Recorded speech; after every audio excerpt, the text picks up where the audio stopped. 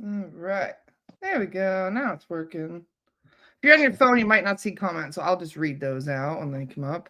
Sure. We've been really excited to see you. Yes, I'm always excited. I enjoy your podcast. I How love you been?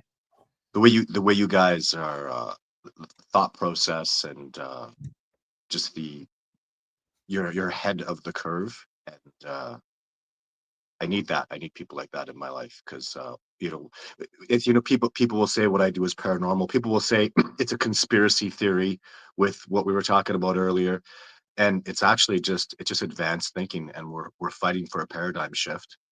And it just tunes in remote viewing, telepathy, remote speaking, um, this spiritual aspect of it. It just ties into Sasquatch, Yeah. and it's really simple for me to explain that to people because it's not telepathy is not paranormal anymore.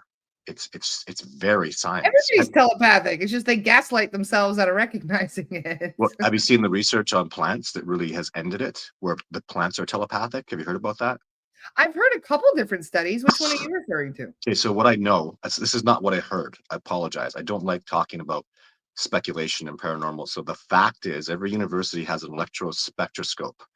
And what they did was they take a plant in a potted plant, not the beautiful nature connected plant, just a freaking domesticated plant in a pot. Someone Domesticated. waters it Yeah. for, let's say, its life. Somebody's watering this plant, it grows.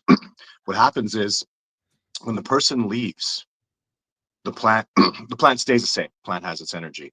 When the person gets within 2 kilometers, the electrospectrograph shows that plant's coming to life. And when that person comes back with the intent to water it, the plant has a 2 kilometer distance that it knows that person's there. We're talking about a freaking plant that's potted and domesticated, not a wild plant that's connected to the root system out in nature. So, and every university has these scopes. They're quite common. They've all done it. And it's astonishing. The plant literally lights up when the person's coming back to water it. So if a plant, where's the brain? Where's the where's the heart? Where's its ability to think? It's obviously there, but it's in Yes. the cells. And we have to stop thinking about life forms in a way of brain and verbal communication and all that. These life forms, like plants, exist on a very intricate, deep plane of existence. They're very connected. They're very telepathic. Telepathic is a way of life for them, and and now I'm learning all these different layers of not just about animals like us and Sasquatch, but Yeah. plants, and that we know that a mother plant will defend its offspring. Where again, where's its sensory perception? Where's its brain? Where's its thinking? It's in the cells, and there's just so much going on. Now that opens up so many other levels on a quantum aspect. Is telekinesis possible? Is precognition possible? And I say yes, and I've seen these things. And every year I get lessons from Sasquatch, and this year the lesson I'm talking about that's really been hard, and it's such a simple thing, Laura, is to freaking be present when I'm out there in nature. Stop Yeah. thinking about my bills. Stop thinking about my daughter's childcare or what time I have to be making lunch. It's freaking be here and be present in this moment. It's been very challenging for me just to do something as simple as that. I have so many responsibilities besides being a father and a brother and a son and a husband and all these different really important things. um, I, I have to be present in that moment, and until I do that, Sasquatch are not gonna come and give me another lesson and up level me. And in case your viewers don't know this, the Sasquatch are my teachers. So that's an extremely different perspective on what most researchers of any kind will do. They consider the gorilla as a subject, and they now analyze a Yeah. subject. And I don't I can appreciate their perspectives, but that's not going to work with Sasquatch because they are literally, and I'm not trying to be offensive, a superior being. They're physically, mentally, That emotionally. you're hitting the nail on the head, and that's why they don't want Mhm. to accept these things because they don't like to think of something higher than us on Yeah. the food chain, so to speak. And what's the argument? So someone says, "What the hell gives you that?" Like, look how technologically advanced we are. That's true. We are technologically advanced, but I would bring it to you.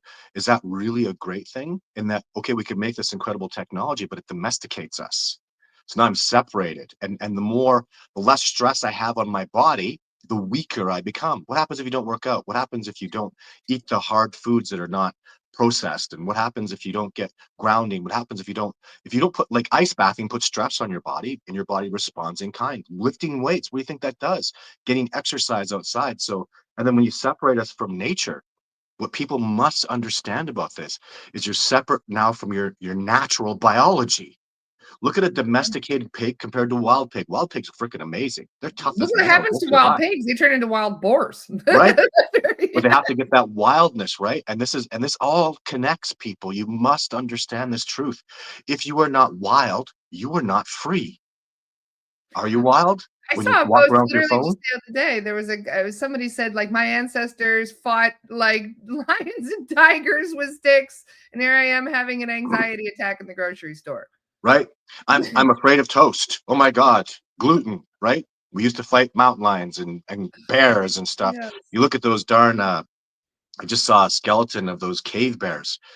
Oh my God, those things were monsters. And we used to have to battle those things for Imagine. caves, you know. Everything on this planet used to be monstrously large back in the But day. our technology is weakening us, and the less stress, the easier our life is, the less we're connected to wildness, the more domesticated we get, the further we get away from our natural biology. And it's happening so goddamn fast that it's just bad nature. And if you think not being wild, and if you think separating us from our true nature, our true biology, and we're talking like inherent biology that we live with in your body, if you think that's good, you're wrong. It's Yeah. very bad. The Sasquatch never put clothes on, never started a fire. They walk around with everything they need in their body, just like a bear and a deer. They need nothing. What does a deer? Does a deer have shoes on? Does it need a jacket? Does it go warm up? Nope. It Well, goes this through. planet is more ideal for them than us. This planet is Mm, kind of designed to be ideal for them, whereas for us, we can't survive out there the way we are. We would freeze to death, yeah. or we would have an ability to. I mean, a lot of the food we can't even process. Our bodies can't even process it anymore. Mhm. Even and things like, what's anxiety? I'll tell you something. A deer that doesn't have profound anxiety dies. A deer has to go, what's that? What's that? Is that? Oh my God, what's that? And that keeps them alive. So there's a natural, you think, why do I have anxiety? Because it's something inherent about your biology that you require. Because if you sleep in and you really relax, you wake up with a bear on your head and he eats you, right? So it's within our nature to require these things. But when you're out of your natural biological position, what the hell are you doing in a supermarket? No wonder you're getting anxiety. You're not supposed to be there. And your anxiety is now counterintuitive and it's damaging you. You need to take a pill to manage that. It's We've so been in fight unhealthy. or flight mode too. Most people are in that kind of deer in headlights kind of Yeah, thing these days yeah, because everybody's shell shocked from all the shit we've been dealing with. yeah, But one of our followers just said, "Tech does not mean we are smarter, but more dependent on something that is not a part of us." Well said, Carolyn. yeah. I mean, we have to, like everything else, there has to be balance. There has to be equilibrium. And doctors, like great doctors all over the world, are prescribing nature. Go walk around barefoot. Grounding is a big deal now, Grounding you is the know. biggest. And there's more than that. There's so much more. Like these are science takes so long to catch up. Can you imagine? So when I'm out, I can't sleep in the city like I do out in the wilderness, not even close. I'm surrounded by trees that I literally bond with in my bloodstream. You go, what are you talking about? Well, you ever smelled the trees? So when you smell it, you're picking up little bits of sap or little pieces of the tree. And remember, trees need your carbon dioxide, and they make this thing that's pretty important for us called oxygen. So you start with that symbiotic love of one another. You're literally surviving off of one another. And these little particles of sap and debris from the tree that you can smell, it goes into your bloodstream. What do you think happens? And that's the most incredible miracle. It's carbon. It's a four bonding organic piece of carbon from a tree that is so calm and so serene. It goes in your bloodstream. You know the miracle of that is it'll pick up that carbon, will bond to all the toxins in your body, all four bonding potentials, and your body removes it. Like biologically we're designed to do that. So toxins come out of your body. And what happens on a spiritual level, Laura, on a cellular level, when you're literally taking in bits of tree and flower and plants, and that bond is in, forget about the physiological, what about the spiritual reality of having tree pieces in my blood?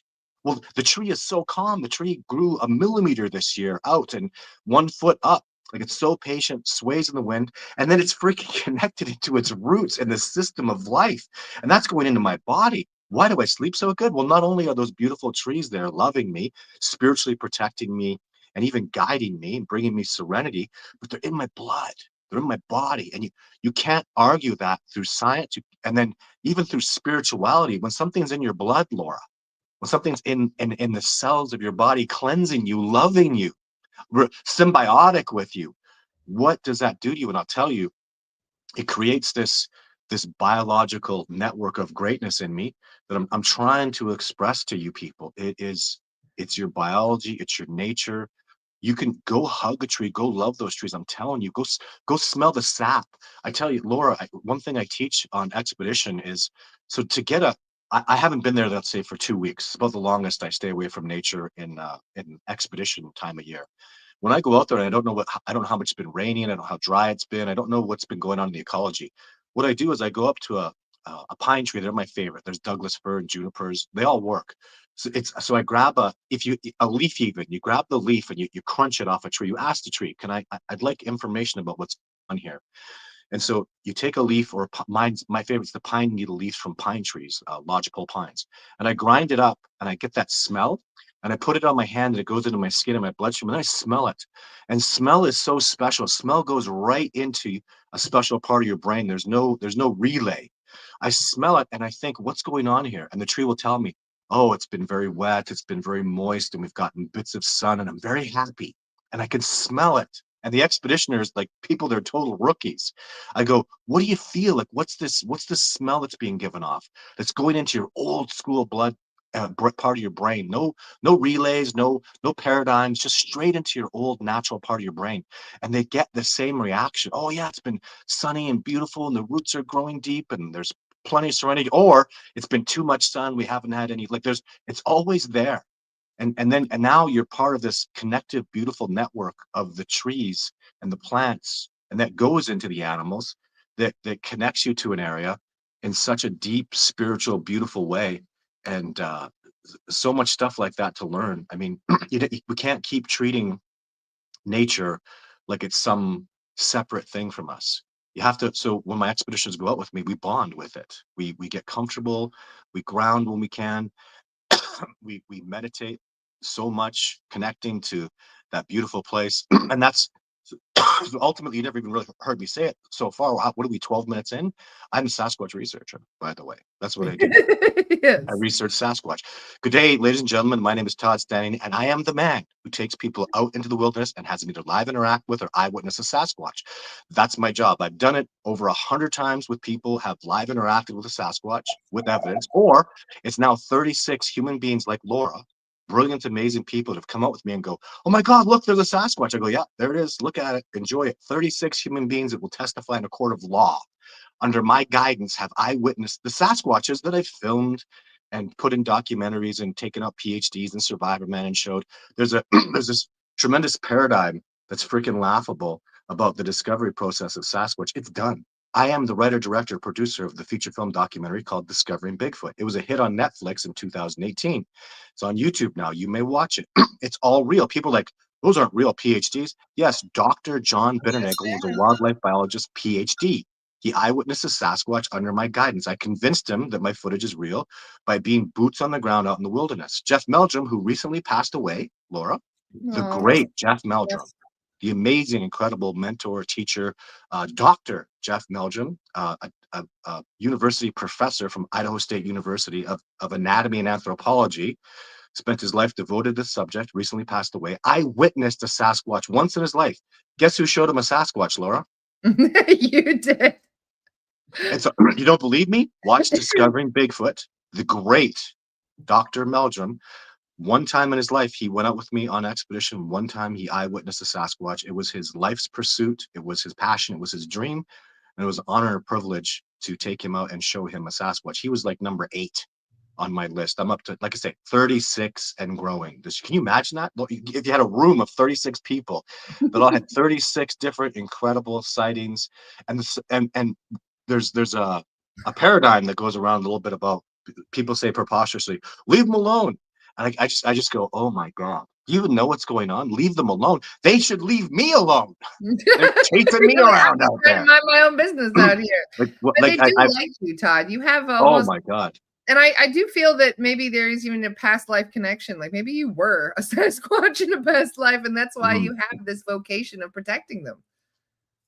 That's a tough one. I don't know. I don't. Yes. That's overwhelming to me. I'm unable to perceive that because to be a Sasquatch, they are their language is telepathy. That's what we have to do when we go out and we meet a Sasquatch is we have to learn to speak their language. And what they do is they reach down as far as they can, and a human being has to reach up as high as they can. Yes, At their the best, vibration is extremely high, and ours is down yes, here in the pit. So you have this problem a lot of the time.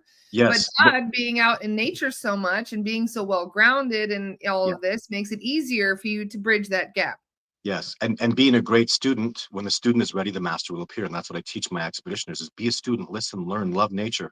When you like on the all lady expedition this year, the ladies went out and we found these dwarf raspberries. They're very specific kind of raspberry fruit, and there was like four of them, and I have four expeditioners, so we all get one. They're like, "Oh my God, these are so good! I love them!" And I look at them, and I go, "Uh-oh, I'm getting some mind speak here. You love them? Uh-huh, uh-huh. The Sasquatch want you to have more, and they're going to lead us to a spot." They go, "Really?" I go, "Yeah, I got to go sit down and do some meditation. They're going to show me where to go, and you're going to find those berries, and we're going to go do that today, okay?" Because see, the Sasquatch see their passion and their love, and they are, and like any great teacher, like I love teaching snowboarding. I would teach snowboarding for free. I hate it when people are falling down snowboarding. I'm very passionate about it, and I would do that for free, literally.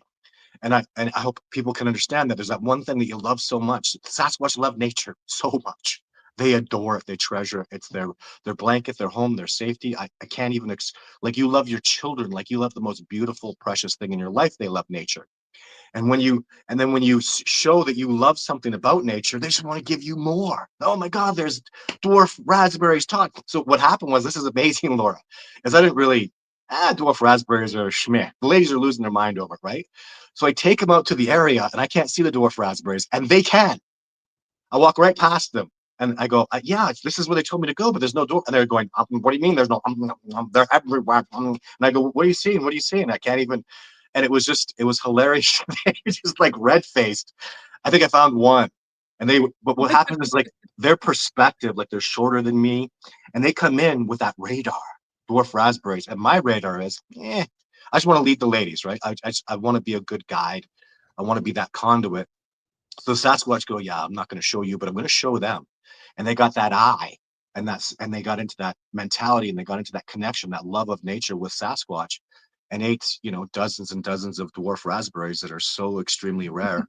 And of course, live interactions, incredible accountings. The Sasquatch give people exactly what they're ready for. You can't hide anything from them. They're telepathic. In fact, you can't come out and see them unless they call to you.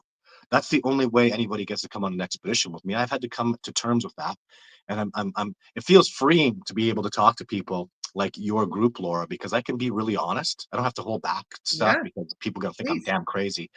Every expeditioner. So I have like 1,000 people every year, new people that want to come out, and only get to take maybe 10 because I have other expeditioners that all want to come back. I only take out about 33 people a year. So I have, like, let's say 25 or so that come back, and I can only take a few new ones. Well, how do I do that? I will literally sit down in a place and just feel into that mind speak from the Sasquatch calmly. And I read and I read, and then I call them. And when I call them, Sasquatch is right in my head. I'm remote speaking with them. I don't know how to even, I'm connected to them, and I ask questions, and I'm literally like the Sasquatch is asking questions, and I'm relaying that information through mind speak back. And then everything falls. I look for that thing, something that the person will say, and I go, "What was that?" And the Sasquatch go, "That's because that's the person." And they go, "I just woke up this morning, and I picked up my phone, and then I saw this thing with you, and then I went and saw your documentary." I'm like, "Oh, the Sasquatch were guiding you," because the Sasquatch see human beings or other entities to communicate with as lights. So people that are a light that are flowing, when you flow and you're honest and you're open and you're truthful and you're spiritual, you flow and they can connect with you, or they can at least read you. Most people that are flowing Vibration of really well. authenticity is how we Yeah. consider it. Yeah, Yeah. if you're standing in your true light, then they can see that. Yeah, and they can at least get inspiration into you. Those people can feel around them that what we call inspiration. It's actually like a mind speak, even I hate to say it, like a higher being communicating you, if not God, Yeah. Sasquatch, right?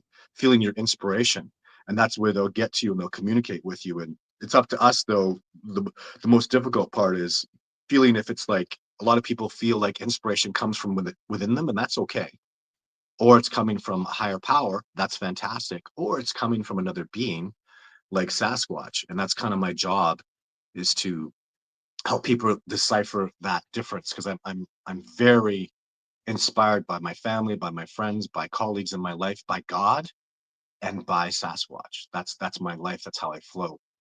It's for me, it's God, Sasquatch, Todd Standing. That's kind of my flow.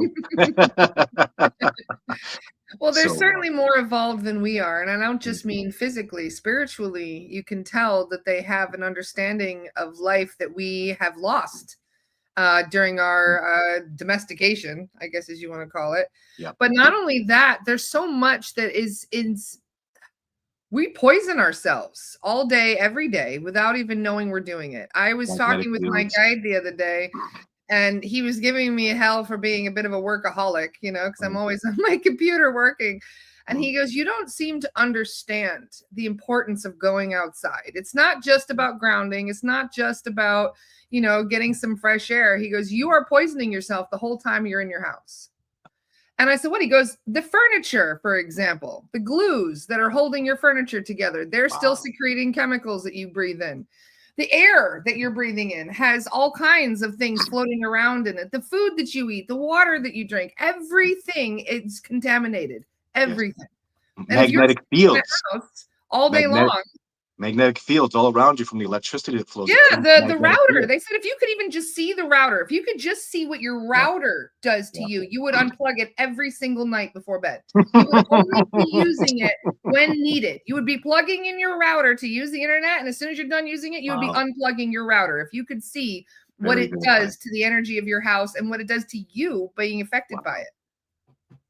All I know. right, I'm gonna start unplugging my router. You've convinced me. Well, that's what they told me, and I Mm, forget, but every time I do try to remember these things because we don't know all these unconscious influences that are yeah, affecting our health, are affecting yeah. our vibration, and are dimming Mm, our light, as they mhm. say. And everybody's listening, we're here speaking on behalf of your spirit guides, of your better life, telling you this is goddamn important. Like, stop Mhm. dragging down. What made me the one that was chosen, and I accept that fact. I was the one that was chosen to facilitate this discovery. You can't remove me from this discovery now, Laura. Someone goes and finds a Sasquatch body in Wyoming tomorrow, I'm in. it's I'm part of that discovery. Have a nice day.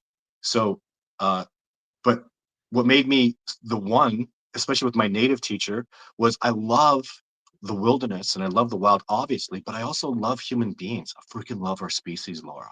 I love people. I accept people that are non-vaxxers, vaxxers, liberals, conservatives, Trump supporters, MAGA, and Kamala support. I just support people.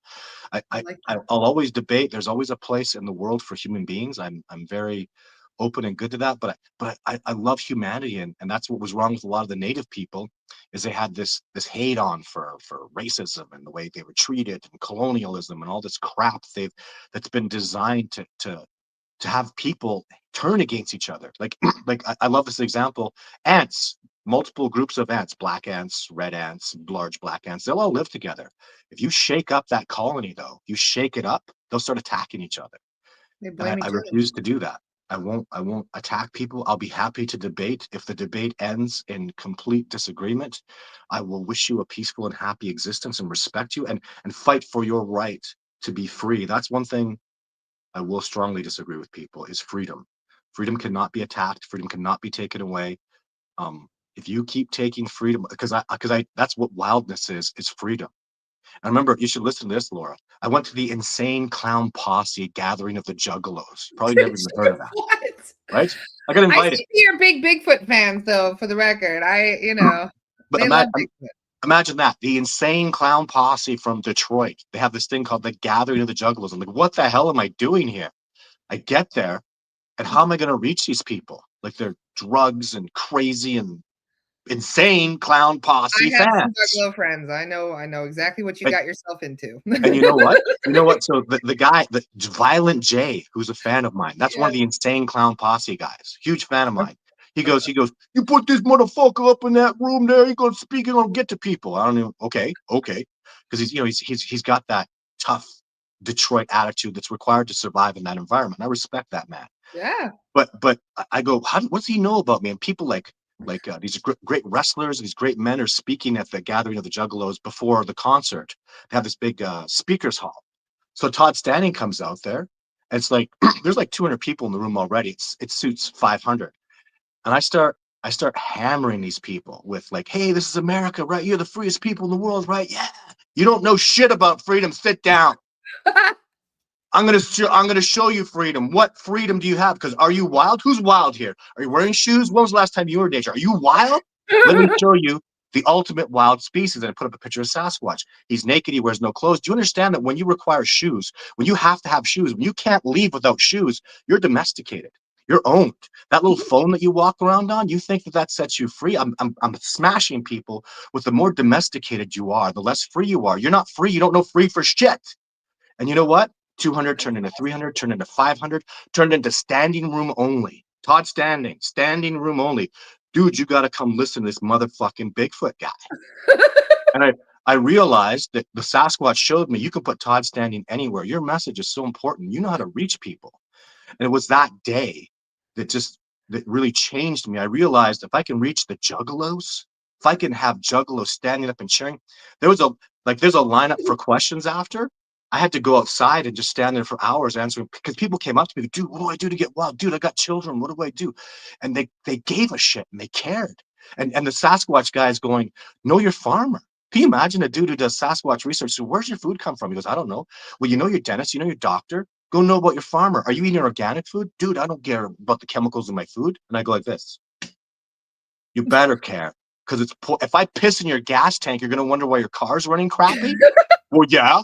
Well, then what about the chemicals in your food? Oh, the car analogy is great for men. I'm sorry, but men You care. know? I actually literally had a guy tell me this the other day that men care more about their cars than their body. Yeah. Perfect analogy. How can I get the your women? gas tank. You're gonna Well, care then. yeah, and they literally care more about their car, which is an object, not run, and it won't run well. I don't. I just try pissing in my gas tank and film it one day. Literally, here's me pissing in my gas tank, just like the crap food that you eat. Did you go to McDonald's today? Well, I'm pissing in my gas tank. Woo! And now watch it run. Now I have to take it to a mechanic. It's not running worth a crap, and that's just my car. You know.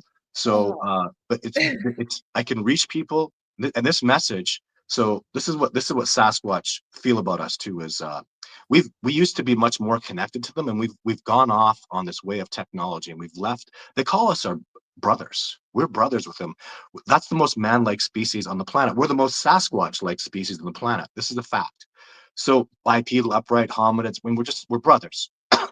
I'm telling you, here's what the Sasquatch want all you people to know.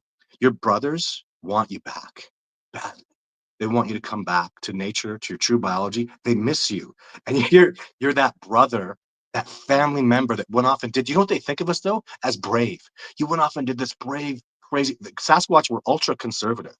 I'm not touching fire. I'm not cooking my food. They don't I'm even not like putting stepping on stuff on my roads feet. sometimes, I've heard. They don't even like walking on a road. Sometimes it feels so unnatural to them. That's absolutely correct. They won't touch asphalt. It's like, what is this toxic? Where's the life in this? It's actually sucking life out of me, not giving it back to me. So that's the message to all you people listening to me very closely is they want you back. They miss you.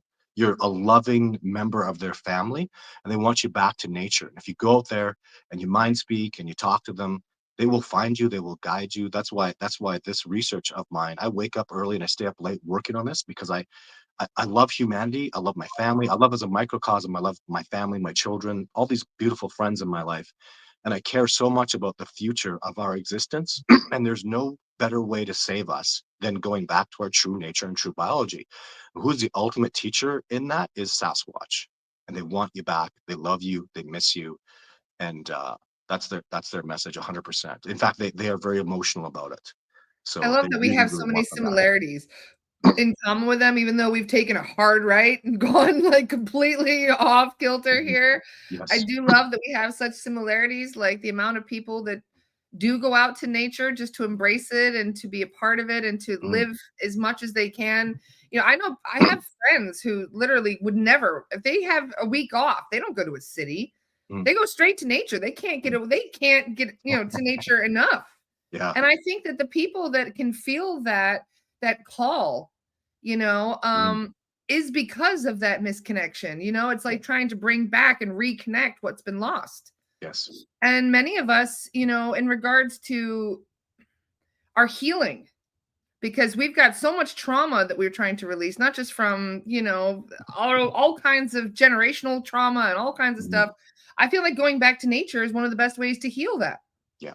It's not even a feeling. It's not. It's the absolute truth. It's the factual, know it, believe it. For God's sake, the greatest teachers of all time throughout history, Jesus, Buddha, Muhammad, even into the Hindu religion, where they all went to make their discoveries? They went to nature.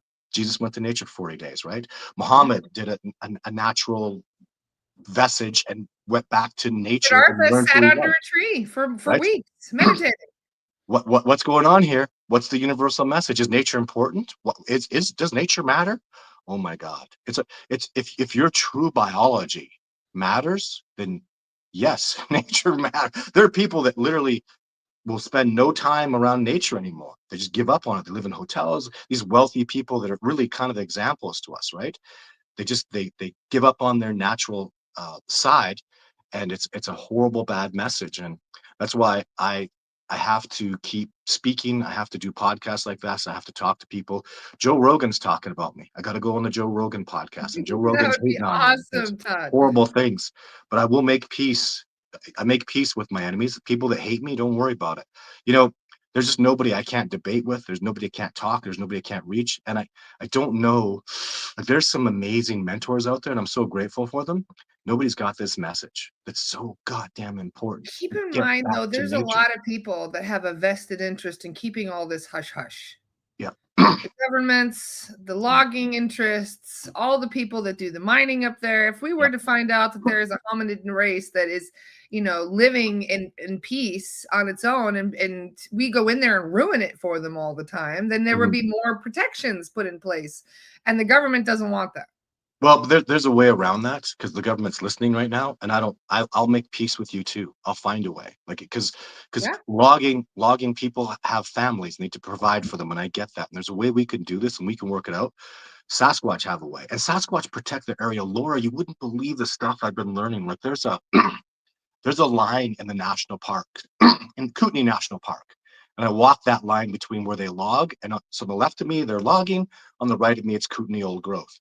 You know what the Sasquatch showed me this year? They go, we made that line. I go, what are you talking about? Humans did this. Go, no, no.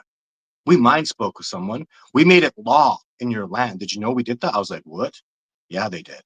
They said, you are not crossing this line. And they mind spoke with people in government, in law, judges. And they made these people go put a line that they wanted and make it national park and untouched. I And just I was got like, I was like, goosebumps all over, Todd. I believe you. I was like, you did that? And they're like, uh-huh. And they started showing me, and they were showing me people, and they were showing me results. They were showing me how this all fell into place. And I was like, oh my God, you guys are that powerful. They go, yeah, we are. We can work this out. There's a way, Todd, where we can just create this incredible abundance and this love and this purpose that's not versing nature. You don't verse something like nature, because nature is what you thrive within. Nature, you go into nature and you thrive within it.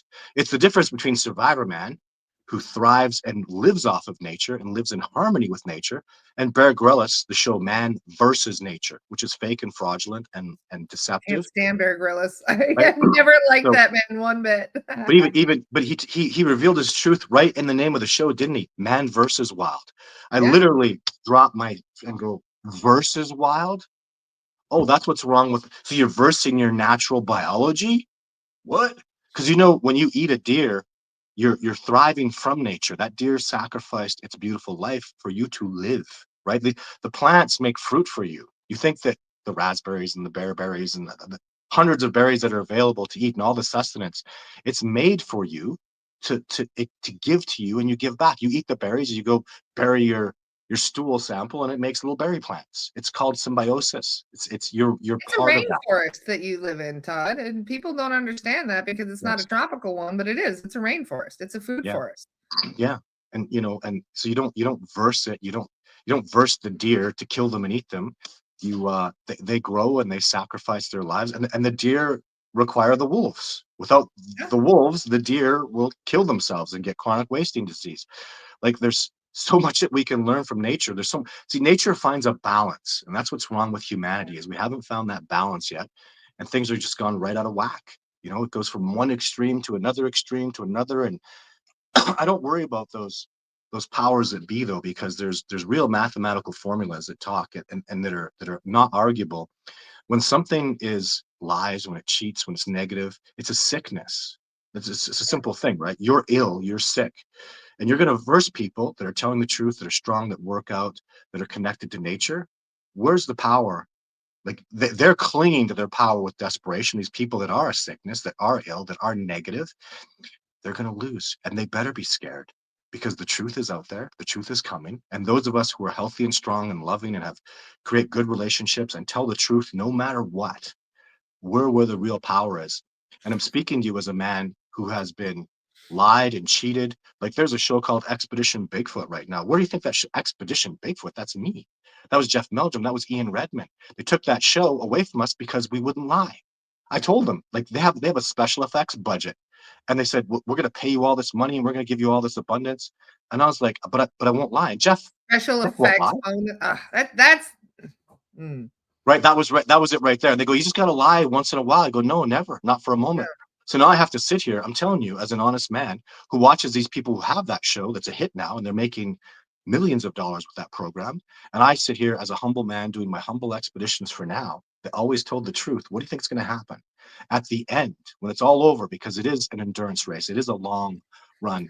I'm proving myself as always telling the truth, always being honest. And if I died, and this was my last, I was just honest to the end, and I just had a good, really happy, healthy life, and I was never tremendously abundant like the guys who are lying. Like Bear Grylls, compared, Survivor Man tells the truth, and Bear Grylls makes 100 times the money because he lies and he cheats.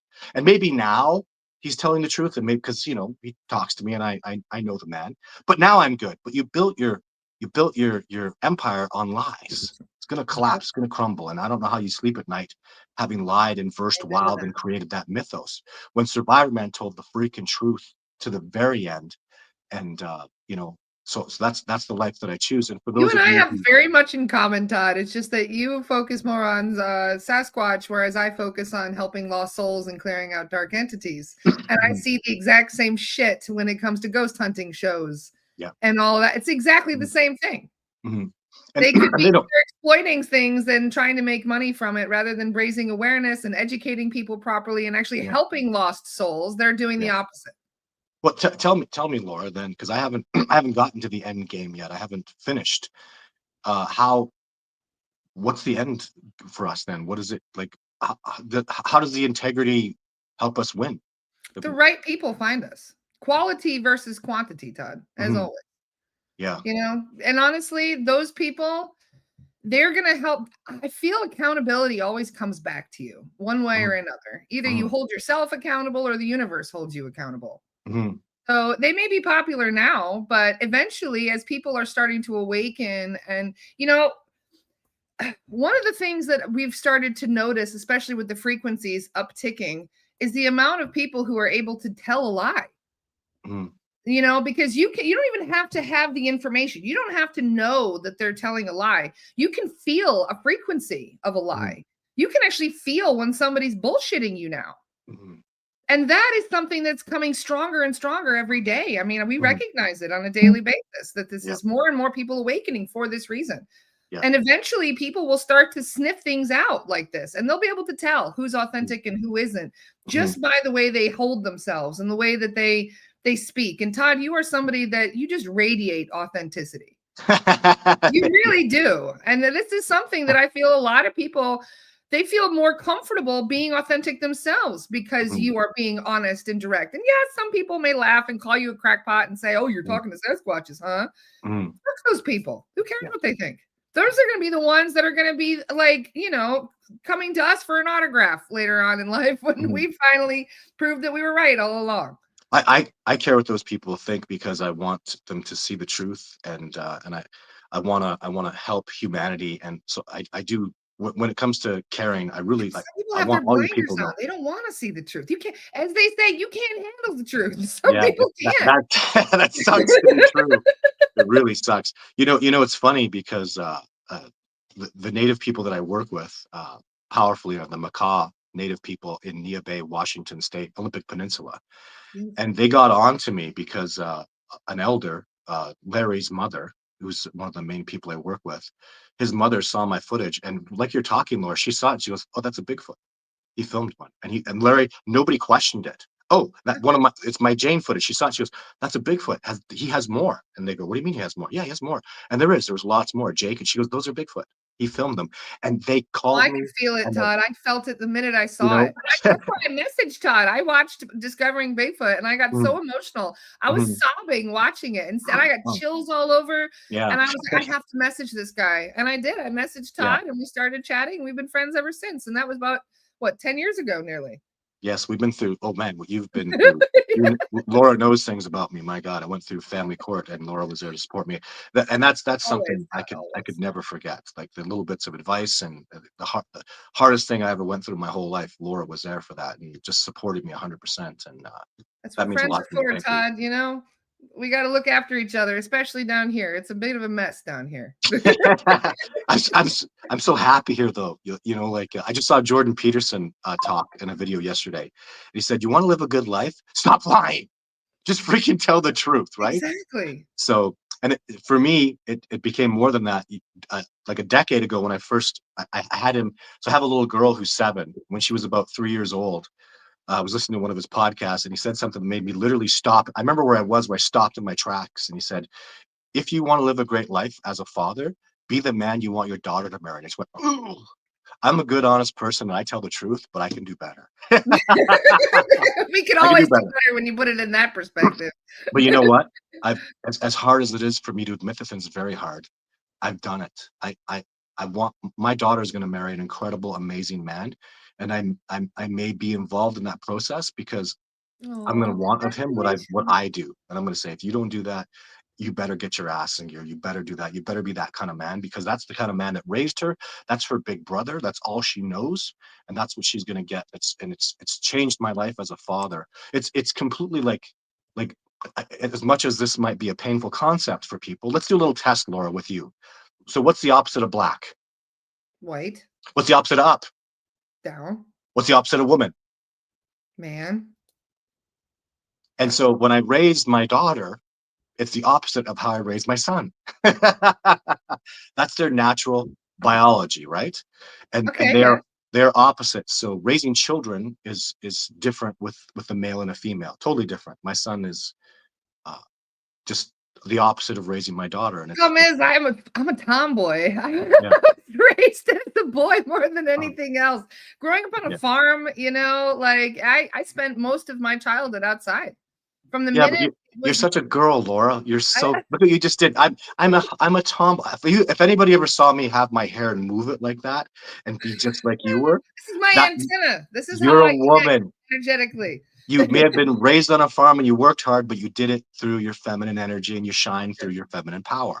You That's cannot, true. it just you put a feminine in a certain place. Like my daughter, I guess she's a tomboy. She loves animals. She loves plants. I mean, she's a tracker, but she does it the opposite of my son. She doesn't want to go hunting and kill an animal with a spear and eat Yeah. its heart like my son does. No. Right? She wants to go pick plants and identify mushrooms and berries, Yeah. and even she likes I cooking and love hunting for working. mushrooms. Love Right? it. So I that's nothing brings me joy like finding some chanterelles or some yes, morels in the forest. I'm right. telling you, Mhm. people can hear me squealing from like a mile away. Yeah, the morels are good. I'm learning about the chanterelles. There's a mushroom called the sheep mushroom. Those are really good. And then what's the other? Oh, is you know Chicken what? of the woods. I love chicken of the woods. I absolutely chicken of the woods is so Okay, so you good. got to learn about this one, witch's butter. Witch's butter. It's that orange. It's not really a mushroom. It's that orange stuff that grows on trees. It's all jelly feeling. Oh my God, it's so I've good. never seen that. Yeah, just look it up. It's witch's butter. It's all over. It's a Witch's butter. it's a fungus. It's not specifically a mushroom, Sweet. but witch's butter. Oh my God, you fry it up in coconut oil, just maybe a little bit of garlic or a little bit of ginger, whatever you want, just a little bit of flavor, and it's like Jello candy cooked deliciousness. It's You know my amazing. favorite thing in the woods, though, and you can only get it for a couple weeks a year, and I'm out in those woods looking, is ramps. Ramps. I love ramps. Yes. I don't know what a ramp is. It's like wild garlic, wild onions. Oh, we have them out here. Yeah. Oh, they're so good. Leeks. They're like wild leeks. Yes. Yeah. Yeah, we call them ramps. I don't know what the other name is called for them, but they're so good. I know my daughter loves those things too. I'm not an onion guy, but those leeks. It's like a cross between an onion and a garlic bulb. Yeah, absolutely. Oh, they're so good. Oh, we have them out here for 3 months. They're quite abundant. Really? Yeah, you can't hardly find them where I live now. They're hard to find. No, they're even this, though, you know, people don't understand the value of things that you can forage for. And they really don't. You know what? The life energy that is given, like when you taste it, you're eating the land. You know, it's connected to the land, and I think I do better with the plants than the animals because I do eat deer and elk and moose and bison. I love bison. Oh my God, bison is really good. Yes, spectacular meat. But there's something very special about the like especially the mushrooms. Damn, those mushrooms. Oh my God. Well, they're so we're so connected to them in nature. Like it's unbelievable. What we've learned now too, in case people are unaware, I'm sure you are, Laura, is we now know that mushrooms have these ketones like LSD, whatever, psilocybin. They have ketones in them. What it does is, this is the miracle. This is a fact. Is it goes into the computer part of your brain, the paradigm part of your brain, and it shuts it off. And nothing works. Like it's literally like chemically, it's a ketone that fits right into the computer central part of your brain. And what we thought mushrooms did is we thought that it lights you up. It doesn't. It shuts down the paradigm system in your brain. So what happens is your brain authentically starts communicating with itself. That's why things become clear, because you're not having it processed through the central processor that creates paradigms in you. I see things in greater depth. I hear things better because it's going straight from the source to perception. It's not being processed. So what mushrooms actually do is they shut down the paradigm system and allow you to see things in their absolute authentic way. Is that not stunningly beautiful? And we're built for this. It goes in a ketone. If you look at the chemistry of it, nothing fits in to shut down the paradigm system of your brain like a psilocybin mushrooms. We were built to have these mushrooms shut our brain down, the central part of it. How do you say this, Todd? Because I was literally tripped on Saturday. Well, I'm drinking mushroom coffee as we speak, just for right. What a miracle species they are. I can't say enough good things about them. I love mushrooms. Always have, always will. They've always helped me with understanding things to a greater degree. So if I'm trying to process things, taking mushrooms always helps me. Right. It's the best form of introspection. So that's what I was doing this weekend. I was doing some introspection. Nice. I don't like I have trouble doing that in city areas. I have to do it in nature. I live in Amish country, Todd. Oh, okay. Yes, I have Amish people around. I have neighbors that we're very rural here. Oh, good. Yeah, I would be terrified to I've tried it in the city, and I'll try to do mushrooms maybe 3 times a year, just in nature now when I'm out in the wilderness. And it really, what I do is the lesson that it teaches me, I have to keep that lesson. So I work really hard after I'm done because I go, man, I've learned this and I see this deeper. And as I'm coming off, I go, I'm going to keep that connection. It's a connection that I want to keep. I don't want that central part of my brain diminishing this connection from these 2 parts of my brain. And so I work really hard to keep that. And do you know the weirdest and most unnatural place I've ever tripped was a golf course. The strangest place. It was like going to another planet. I was so confused. I did not know what was happening. I felt so out of place. Everything was very strange because the golf course, if you think about it, that's nature, but they bastardized it. They fucking ruined it. Oh yeah. So I Yeah, tripped on that golf course, and I'm telling you, that was a very strange trip for me. a lot of chemicals out there. A lot of chemicals killing those weeds. Making sure nature works exactly the way they've programmed it, and nature doesn't work that way. No, so camping, yes. Dripping in the golf course, no. Not for anybody. Take anything away from this podcast. Stay Don't do away it from on those the golf golf course. courses. Nature only. Yes. Ah. But you know what's funny? Todd and I, before we even sat down and have this conversation, we were just chit-chatting about telepathy with Sasquatches. And Todd was telling me that they even tell him what time of year they were born. They know, they understand about birthdays and things too, which I thought was really cool. That they tell you the season that they were born in. That's all I can get out of them. Or you know, things in their world are more about the year of this happened. And what they find brilliant and amazing and life-changing with them is just not the same as what we do. And I'm having trouble perceiving that. So they'll tell, so I ask them, you know, like when they tell me about themselves, like I was born in the spring, I was born in the summer, I was born in the winter, I'm a winter child. And that really matters about when they're born into that frequency. It does something special to them. But the year that they're born in, the number means nothing to them. Maybe it's the year of a fire that cleansed this area.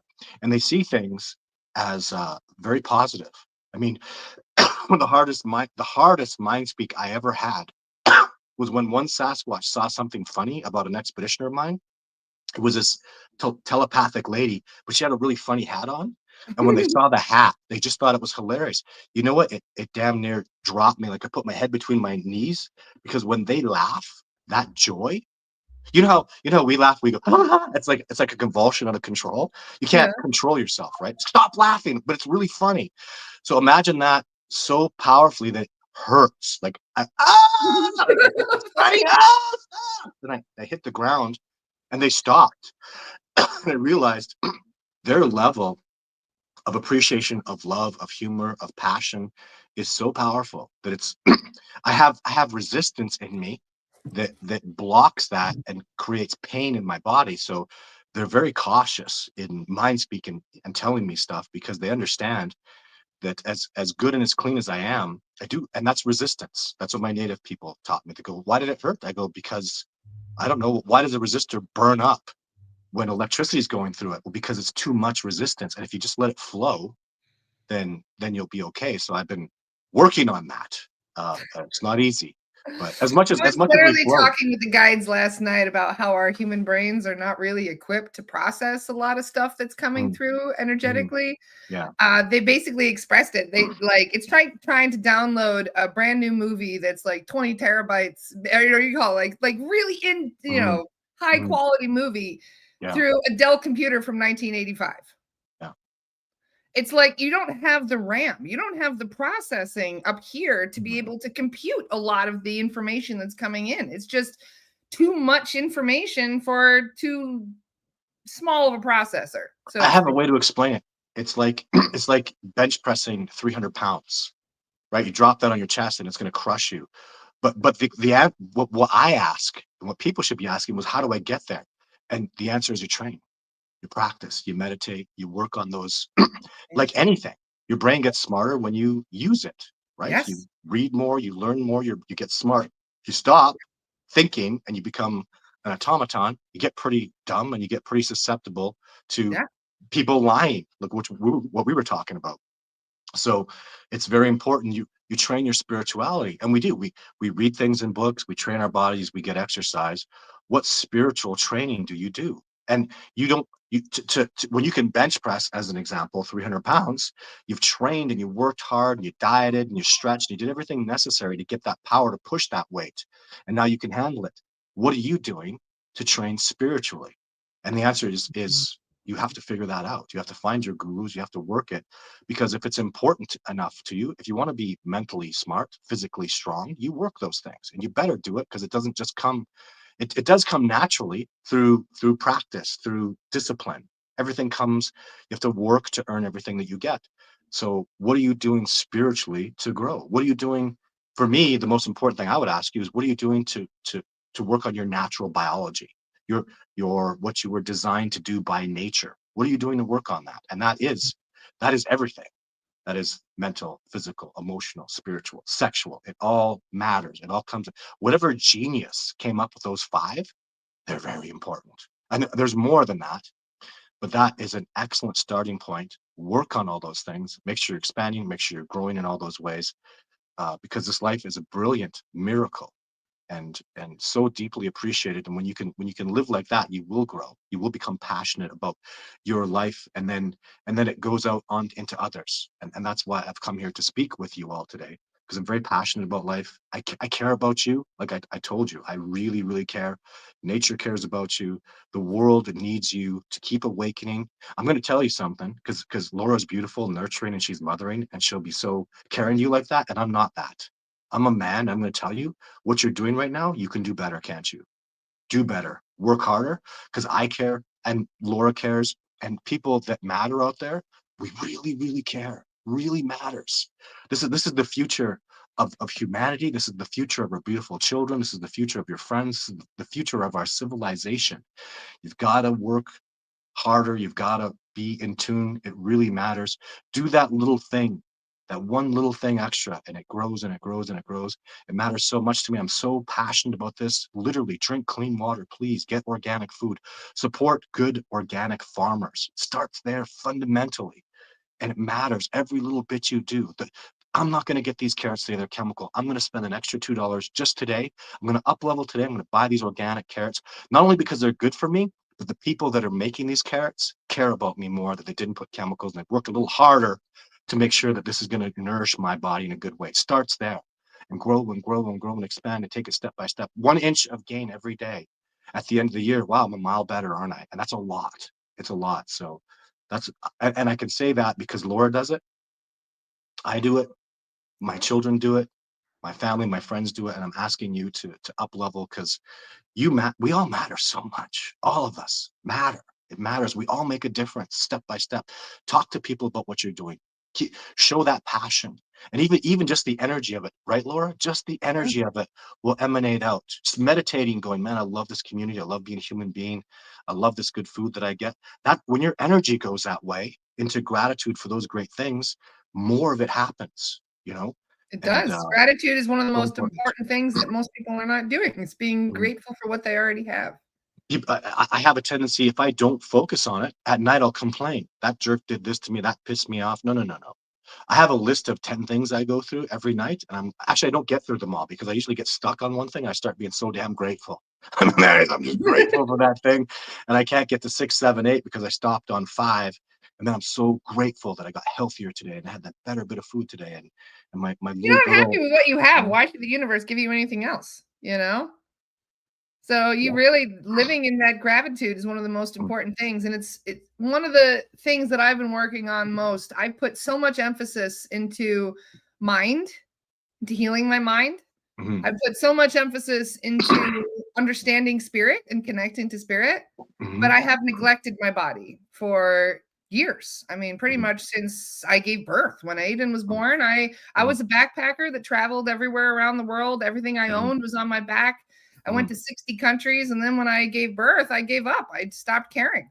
I stopped going outside. I stopped Mhm. camping. I stopped doing all the things that helped me stay connected. And then I went through an existential crisis because I Mhm. lost that connection.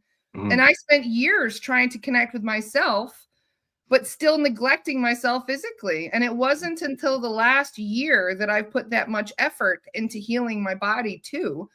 And the amount you can learn about putting yourself and your needs first, because Mhm. especially as people pleasers, there's many people out there that focus more on assisting other people and not putting Mhm. the attention on themselves. Yes. There's so much that you have to do to catch up again. And that's where Okay. I'm at right now. I'm trying to catch up. Mhm. I've given up sugar. I haven't touched sugar in 3 months. Wow. I've been Mhm. really good about getting outside more Mhm. and I've lost 25 pounds just by Wow. not poisoning myself. I'm not even trying to lose weight. I Wow. just stopped poisoning myself. I stopped eating shit. Yeah. Laura. And out of laziness or just out of, I'm in the mood for something sweet, that kind of, I Yeah. just stopped. And then I did a parasite cleanse. All my cravings went away. Wow. I stopped wanting sugar. I stopped wanting all the wheat and all the crap. And I don't think I've ever felt as good as I do right now. And I'm barely even like 30% out of the gate. I'm still got so much more work to do. But I already feel like a new person because I neglected myself for so long. You went a mile. I want to stop you for a second. And I just want to tell you how proud I am of you. Congratulations, girl. I'm so proud of you. Todd. Well done. I knew you could do it. I believe in you. And man, I could see it too. And we're all really proud of you, Laura. Part of my goal is to be able to go out on an expedition with you. It's just for the record. That is my goal. So Laura, you don't need any kind of physical attributes. I take out people now, especially. I take out people of all fitness levels. It doesn't matter. What matters is I want people that are at a heightened point. I don't want people that are out there looking to find themselves. No. You have to have found yourself. You need to be a person who can look at me and say, out of 10, how good is your life? You have to be a minimum of an 8, probably a 9. Things are in order. And before my expeditions come out with me, I say, up level more. Get that forgiveness going. If you got that thing that's an issue, figure it out, because you need to come out of here at your highest level. Because what will happens to everybody. This is just par for the course. If you come out and you're an 8, you're going to go home a 14. Because you have no idea. And now as a 14, you go home and you integrate that, and that 14 becomes your new 9, and you're a better up-leveled person. And once you've maintained that, now you can come back, because you've learned what this new light is, this new energy. And once you've gotten those lessons from your teachers, which are the Sasquatch and nature and myself, then you come back and you up-level again. It's very addicting. I'm more of a Tony Robbins of nature than a Sasquatch researcher, but that's what this is. If you don't have the inner workings for it, if you're not whole and good and successful and honest and up-leveling, then my teachers won't give you a lesson. You have to be ready to up-level in a way that you can't up-level in civilization. You can't up-level without being in nature. Believe me, if I could, people say, hey, do an online course. There's no way. It's because you're not in nature. How could you learn about nature online? Yeah, you can't. And I won't do it. I won't. What I will do is I will expand to have many people doing what I do. I'm not really special. I just work hard, and I'm very passionate. There's a lot of people like me. And when people come out with me on expedition, Laura, they realize, just like Kung Fu Panda Part 1, there is no special ingredient. There's no special thing. It's within you. That's what's special and beautiful. And I find a way to keep you. What I do is I take you out no dangerous grizzly bears, black bears, mountain lions, wolves, running moose. There's all this danger out there. You get lost in this overwhelming nature. What you are out there with is an elite, top level survival guide, wilderness expert. And very quickly, a bear will charge at us, and you'll see me deal with it. And you go, this is Todd Standing. And then you get into your comfort zone, you relax, and then you start to realize your own true nature. And that's when I kind of let you go off. And I give you that space, and I watch you. And as a masculine, I will give you heck if you're not doing enough. And if I have something to say, this is not good enough and you could do better, I'm going to give that to you. And you're going to up level and go home in ways that just can't be done. Laura, we drink structured 20,000-year-old glacier water that's been mineralized through the rocks. How can I duplicate that on an online course, right? People pick bunch berries or bear berries and eat mushrooms and ground in nature and breathe in trees. I can't do that. It's never going to happen. Oh, so I love it. On day 4, people get really tired. They start sleeping longer because your body's detoxifying all the chemicals, all the spiritual toxicities. And day 5, they start coming to life. And day 5 and 6 and 7, that's why my expeditions have to be 7 days. It takes 4 days just for you to detoxify with the good structured clean water. People, you can't even, I'll show you things. Structured water, when the water hits your bloodstream, since it's got a bonding potential, it's been structured by banging off of rocks, it creates a crystal energy. Flat water doesn't do that. So you're creating these beautiful energetic crystalline processes through structured water. Oh, and we don't eat that. You can't get structured water. You have beautiful filtered water, and that's amazing. That's the best I can do. But when you drink out of a creek, it's structured. There's 10,000 things I can show you like that only can happen in nature. And that's why. Todd, I just had a flashback when you were talking about that bear doing the charge. Mm-hmm. I spent 2 years living in the African bush. Mm-hmm. Like living in the bush. Like literally, as I walk out my house, there could have been a lion or a hyena in there. We had no fence boundary whatsoever. Nice. So, I mean, and it's funny. There was a friend of mine. I call him Bush Mark. He's known as the Barefoot Professor Mhm. because he goes out into the bush barefoot to connect Nice. with the animals and the wildlife there. And Yeah. he was my mentor for a while. And how you talk about nature is very similar. And I Of would love, course. maybe someday I could bring you out to Africa with us and Oh, go out. done. Yeah, And done. when I say, like, when we go, we don't do the normal safari Mhm. that most people do. You know what I Mhm. mean? Like Yeah. going on tours and drinking gin and tonics by the Mhm. fucking safari vehicle. No, no, no. Hmm. We actually like go on bush walks. We walk Mhm. into the bush Yeah. for miles Yeah. and go and check Okay. out things. And it was funny. The very first time I went out in the bush with Mark, we were driving down this dirt road and we're looking everywhere. And I said, "There's no animals out today. Somebody must have given them the day off." I made the joke of, Yeah. and he immediately slammed on the brakes and he's like, "Excuse me, no animals? You're just not looking." Yeah. And so he took me, we parked and he pulled me out and we went to a walk and he showed me 15 animals within 20 feet of the road Yeah. that I just wasn't paying attention to, that I Yeah. wasn't trained to see. Yeah. And after he spent some time training me, I could see everything. I could find, I mean, you give me 5 feet of space and I'll show you five Yeah. animals in that space. Yeah. It's exactly the same with me. Hey, we don't see any bears today. I go, yeah, because I'm not showing you the bears. Go, what do you mean? Well, a bear walked past camp 20 minutes ago. What? Yeah, there was a grizzly bear. You just walked past camp. What? But you know, we're not. Are we here for grizzly bears? And that's a good bear. And he just wanted to walk past because there's a trail there he needed to go on. That's the fastest route he's getting. He's going to water right now, and we just leave him alone. He's actually afraid of me, and he should be because he can't mess with me. And he knows me. He knows my smell. He's just moving along, and I don't need you guys worried about. They'll go because people, how big was that bear? Well, it's 700 pounds. 700 pound boar. Oh my god! They see a picture of me. Ah, he's huge. One lady left the expedition because she goes, I have a little dog, my Chihuahua. The poop is bigger than my dog. I go, well, he's a 700 pound bear. Yeah, but his poop is bigger than my dog. My dog isn't that big. I go, what do you want me to do? Like and the track. She looks at the claw marks. It looks like he's a monster. If you're a deer, yeah. But if you're with me, like literally my track record. So after 20 You know how years to of handle taking people yourself. out, I have zero people have ever been injured in any way by any animal or ever lost or nothing. Nobody, people don't sprain an ankle on my expedition, and there's a reason for that because you become part of a team. Like we're team. I will learn things from my expeditioners. I always do. I learn to become a better teacher.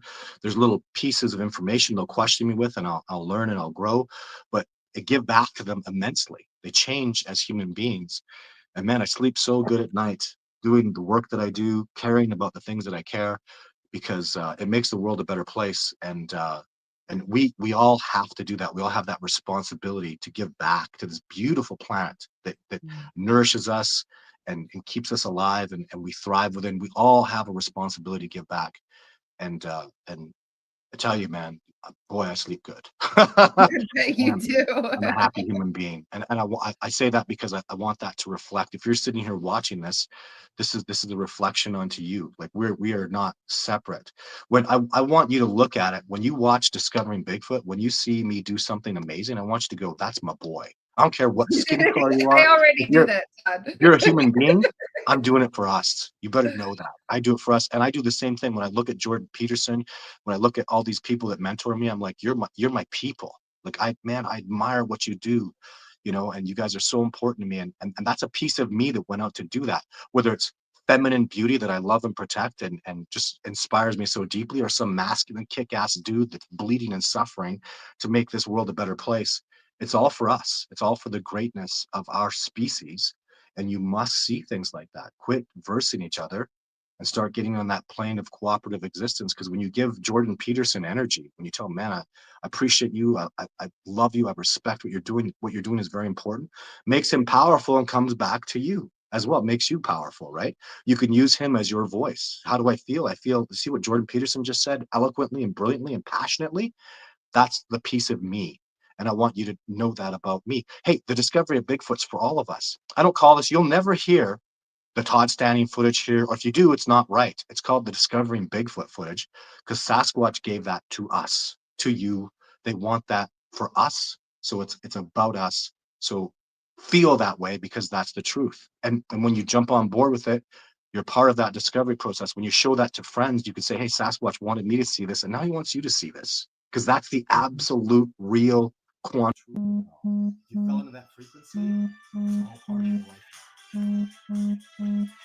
Well, Mr. Popular here. Yes. Yes.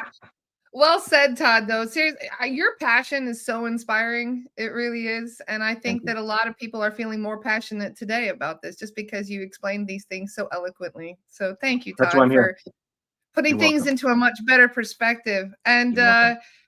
are you going to be doing expeditions? Are you planning them to? Obviously, you are. Have you got any spaces available if somebody is interested? Yeah, just contact me, manifest it more than anything. But discoveringbigfoot.org is my website.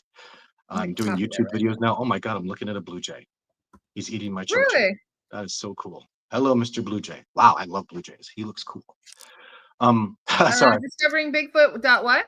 Discoveringbigfoot.org is my website. If you want a free Sasquatch photograph, email me, discoveringbigfoot@gmail.com. I'll give you a Sasquatch photograph, and you can propagate that out there to the world, show people. It's real, people. Like, I want one my stuff framed. is I want legit. a Sasquatch picture. I want the young lady one, the young Yeah, female. Jane.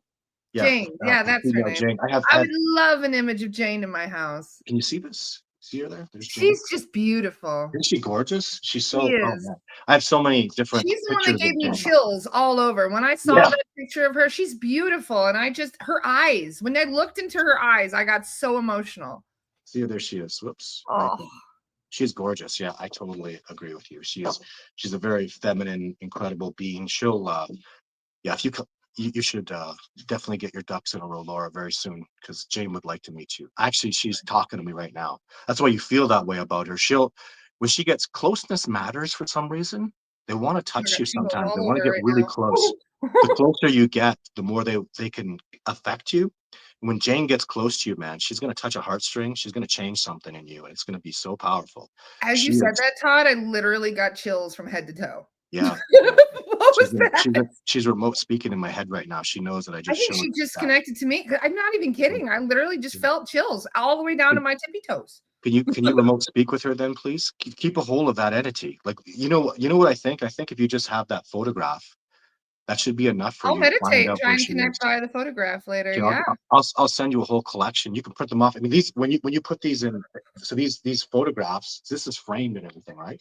Yeah. So I have 5 incredible photographs of Jane, so I'll send this to you. Just go to Staples and print them off. They're like $3 a print. The frame is like, I will. I'm going to do that. I'm going to get a picture of her. Thank you so much for that, Todd. I'll send you all that stuff. I'll send you the Jane collection. My Patreon people get that. If you want to follow me on Patreon, that's something that's available. I'm not really selling things or any stuff right now. I'm just trying to get my expeditions in order. I'm really not a great businessman, so I don't have that. So it's not where your passion is at, Todd, and I completely understand. That's the same thing for me. Money is secondary. It's needed, but it's not the focus. Well, I will get that organized, and I will have people doing that. I just need to feel into that and let that fall into place appropriately. But it's very important you get those photographs of Jane and then feel into that, Laura. So I will look. I'll connect and see what comes through, and I'll let you know. Awesome. Awesome. Thank you for this chat today, Todd. Really, you've refilled our cup energetically today. I feel inspired and excited, and I love it. Yeah, me too. Thank you. You're welcome. Awesome. Make sure that you guys check Todd out. There's his website, discoveringbigfoot.org. You can find Discovering Bigfoot on YouTube. Make sure you watch it if you haven't watched it before. That's the documentary I was telling you guys about. And it inspired me so much. It really, it honestly changed my life to some degree. So I just wanted to say thank you, Todd. Really, you're welcome. You're incredible. Thank you. You're welcome. Lots of love, everybody. Thank you for joining us for the conversation today. There's been lots of really good questions coming up too, Todd. So we're so much involved in the conversation, we might have missed some of them. So if you want to have a look later, you might see some really good ones in there. Awesome. I'll do that for sure. Awesome. Mwah! Love you guys. See you. Have a good day. Bye.